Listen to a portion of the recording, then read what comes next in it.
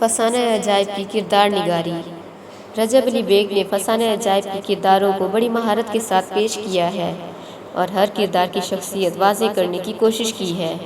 انہیں کرداروں کے ماحول کی تصویر کشی کرنے میں خاص ملکہ حاصل ہے۔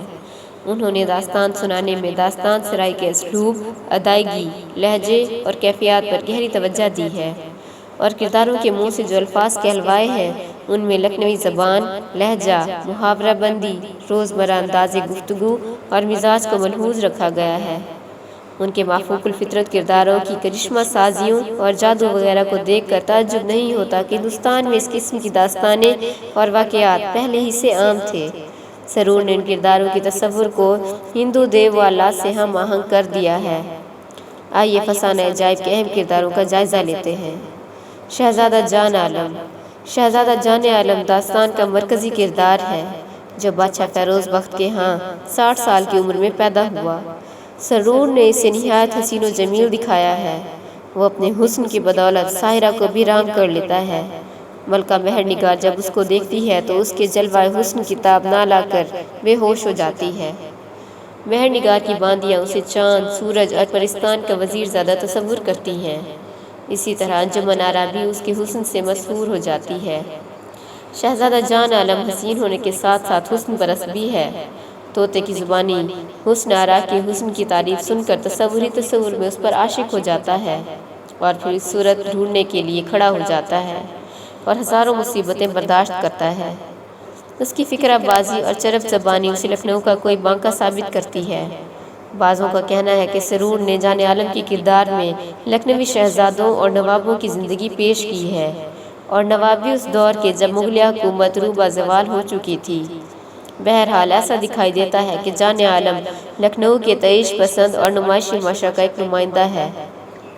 بعضوں کا کہنا ہے کہ اس کے کردار میں مردانہ پن اور قوت اور طاقت کے بجائے عورتوں کی سی نزاکت پائی جاتی ہے، لیکن جب اسے مرکزی کردار کی حیثیت سے اس کے تحریک کو دیکھتے ہیں تو اس کا مصیبتیں جھیلنا اور آفات کا ثابت قدمی سے سامنا کرنا اس کی مستقل مزاجی اور ہمت و حوصلہ کی دلیل ہے۔ وہ ایک دانش مند شخص ہے، لیکن کبھی کبھار یہ دانش مندی عیاری و حیلہ سازی یہاں تک کہ منافقت کی شکل اختیار کر لیتی ہے۔ ساحرہ کے چنگل میں گرفتار ہونے کے بعد جب اسے نجات کی کوئی صورت نہیں دکھائی دیتی تو وہ حالات سے سمجھوتہ کرتے ہوئے نہایت عیاری سے ساحرہ کو اپنی محبت کا یقین دلاتا ہے اور نہ چاہتے ہوئے بھی ساحرہ کی گردن میں ہاتھ ڈال دیتا ہے۔ بعض مقامات پر وہ بے وقوفی کا مظاہرہ بھی کرتا ہے، جس کی بنا پر مہر نگار اسے احمق الذی کہتی ہے، اور ایک موقع پر مہر نگار کہتی ہے، شہزادے کا سا عقل کا دشمن دیکھا نہ سنا۔ شہزادی انجمن آرا کا کردار۔ ملک زر نگار کی شہزادی انجمن آرا جان عالم کی محبوبہ اور داستان کی ہیروئن ہے۔ رجب علی بیگ سرور نے اسے نہایت حسین اور جمیل بتایا ہے، لیکن حسین ہونے کے ساتھ ساتھ وہ ایک با اخلاق، نیک دل اور عالی ظرف خاتون ہے۔ مہر نگار سے پہلی ملاقات کے موقع پر بجائے حسد یا بغض کے، جو عورت کی فطرت کی پیش نظر سے بعید نہیں تھا، ملکہ سے بڑے اخلاص اور گرم جوشی سے ملتی ہے۔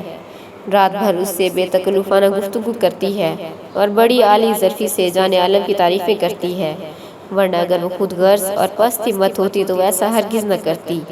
یہ انجمن آرا کی عمدہ اخلاق کے سبب ہی ممکن ہوا کہ دونوں سوکنوں میں مثالی محبت تھی اور حسد اور دشمنی کا نام و نشان نہیں۔ سرور نے انجمن آرا کو نہایت بھولی بھالی اور الہڑ دوشیزہ دکھایا ہے، جس میں مشرقی عورت کی شرم و حیا کوٹ کوٹ کر بھری ہوئی ہے۔ وہ اگرچہ جان عالم پر فریفتہ ہے اور اسے پانا چاہتی ہے، لیکن اس کا تذکرہ زبان پر نہیں لاتی، اور جب جان عالم سے نکاح کی بابت اس سے پوچھا جاتا ہے تو شرما جاتی ہے، جو ہندوستانی عورت کا شیوا ہے۔ شادی کے بعد وہ شوہر کو مجازی خدا سمجھتی ہے اور اس کے احکام پر بے چون چرا عمل کرتی ہے۔